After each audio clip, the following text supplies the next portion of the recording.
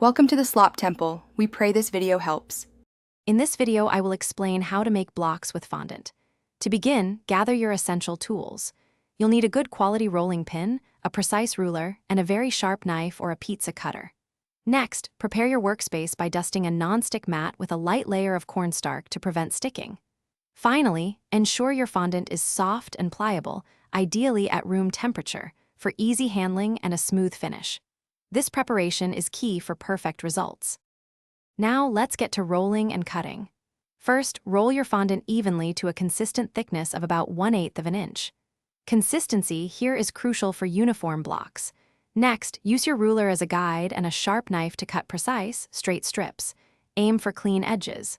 Finally, cut these strips into equal squares or rectangles. For example, if you want 1-inch blocks, cut 1 inch by 1 inch squares. Accuracy in these cuts ensures your blocks fit together perfectly. With your pieces cut, it's time for assembly. Lightly brush the edges of your fondant pieces with just a tiny bit of water or edible glue. A little goes a long way. This acts as your adhesive. Carefully join 6 pieces together to form a perfect cube or a rectangular block, depending on your desired shape. Hold each piece gently for a few seconds to secure the bond firmly.